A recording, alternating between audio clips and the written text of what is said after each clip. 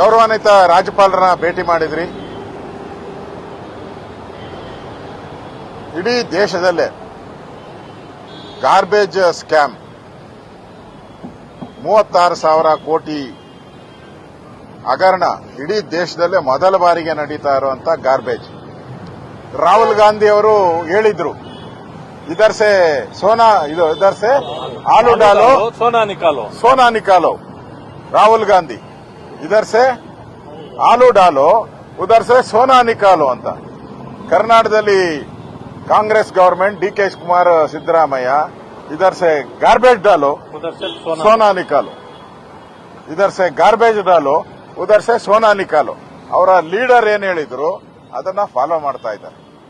Garbage ಕರ್ನಾಟಕದ ಇತಿಹಾಸದಲ್ಲಿ, ದೇಶದ ಇತಿಹಾಸದಲ್ಲಿ ಸುಮಾರು 10,000 ಕೋಟಿ ಲಂಚ ಲೂಟಿ ಮಾಡಿರುವಂತ ಹಗರಣ ಇದು.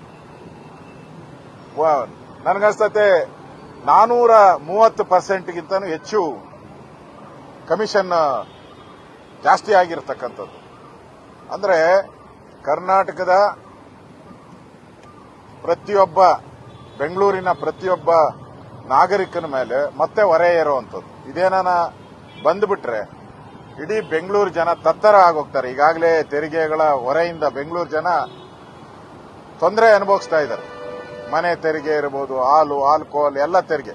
ಈಗ ಈ ಕಸದಲ್ಲೇ ಲೂಟಿ ಮಾಡಿರುವಂತ ಕಾಂಗ್ರೆಸ್, ಭ್ರಷ್ಟ ಕಾಂಗ್ರೆಸ್ ತೊಲಗಬೇಕಿದು.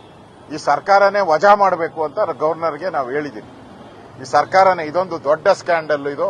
ಈ ಸರ್ಕಾರನ ವಜಾ ಮಾಡಿ ಇದನ್ನ ಸಿಬಿಐ ತನಿಖೆಗೆ ಕೊಡಿ ಅನ್ನೋ ಆಗ್ರಹವನ್ನ ಗವರ್ನರ್ಗೆ ನಾವು ಮಾಡಿದಿರಿ.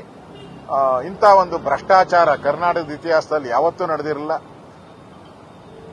ಫೈನಾನ್ಸ್ ಡಿಪಾರ್ಟ್ಮೆಂಟಿನ ಆದೇಶಗಳನ್ನ ಗಾಳಿಗೆ ತೂರಿ ವರ್ಲ್ಡ್ ಬ್ಯಾಂಕು ಬೇರೆ ಬೇರೆ ರಾಜ್ಯಗಳಲ್ಲಿ ಇವರು ಬ್ಲಾಕ್ ಲಿಸ್ಟ್ ಆಗಿರೋದನ್ನ ಗಾಳಿಗೆ ತೂರಿ ಇವತ್ತು ಅವರಿಗೆ ಕೊಟ್ಟಿದ್ದಾರೆ. ಅಂದ್ರೆ ಇದರಲ್ಲಿ ಕೇಂದ್ರದ ಕಾಂಗ್ರೆಸ್ ಮತ್ತು ರಾಜ್ಯದ ಕಾಂಗ್ರೆಸ್ ಇಬ್ಬರ ಕೈವಾಡ ಇರೋದ್ರಿಂದ ಇಷ್ಟೊಂದು ದೊಡ್ಡ ಹಗರಣ ಆಗಿದೆ. ಈ ಹಗರಣ ಬಯಲಿಗೆ ತರ್ತಾ ಇದ್ದೀನಿ ನಾನು. ಈ ಹಗರಣವನ್ನ ಬಯಲಿಗೆ ತರ್ತಾ ಇದ್ದೀರಿ.